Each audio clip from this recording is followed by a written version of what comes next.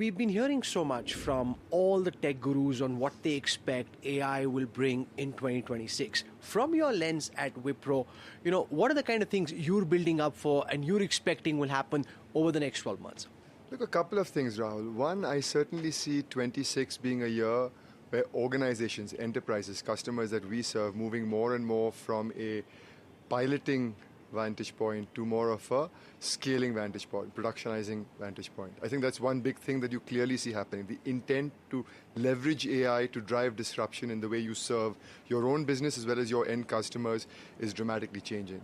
I think the language models we have today are able to solve scaled business use cases. The thing that they struggle with is they don't have enough context, they don't have enough domain, they have no in-depth understanding of the workflow of the particular organization. And that implicitly starts with data being well organized and well curated.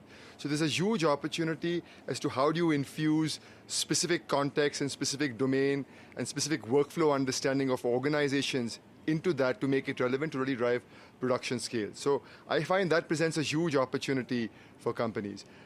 There's so much money being spent on infrastructure, all the conversation about the infrastructure spend that's happening both in many markets. There's conversations about it happening in India and happening in Europe. But ultimately, somebody has to drive consumption of that infrastructure to drive returns for organizations. And I think the technology services companies from India have a huge chance to play to help drive that adoption by helping enterprises sort of make use of these technologies on scale. That's one approach, which is what you and a lot of the other Indian tech behemoths have gone for, which is to work on the application layer, build out use cases. I want to ask a more fundamental question. Why would someone like you, given the kind of tech wherewithal you have, the kind of brains you have within your organization, not try and attack the more foundational level? Why is it that India hasn't produced a DeepSeek moment of its own? Why are we trying to build apps rather than try and do something more foundational? No, I think you've got to figure out where you're playing in the stack and where your value add comes as a company, as a country, and that's how you focus on. I mean, today there's been an enormous amount of spend on the foundational models. It doesn't make sense for companies like us, with the cost of building those kinds of models, to replicate that. The value is in how do you specialize those models. So can I pause you for a second to ask just this?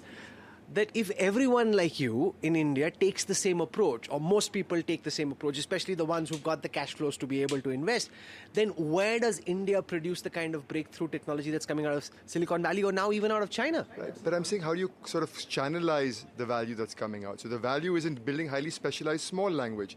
Jensen from NVIDIA was right outside the tent where we are.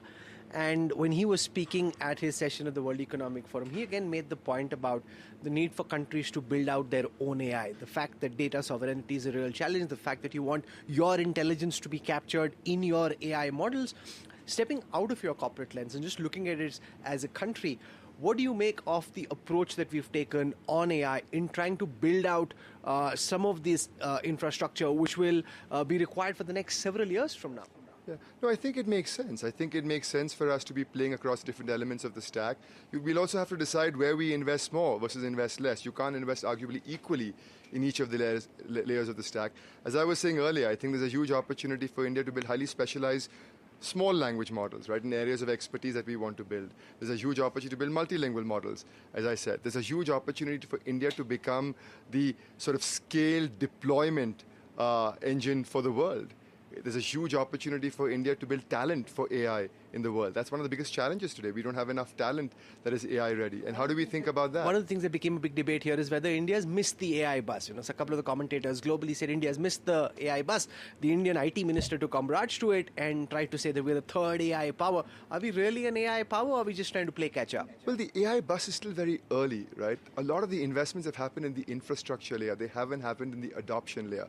That journey is a journey that's going to unfold over the next 5, 7, 10 years. And I think there's a huge opportunity for us as companies and us as a country to participate in that journey. So I don't believe at all that we have missed the bus. And I think the bus is very much in very sort of starting mode, and we can catch up and jump onto that bus quite easily.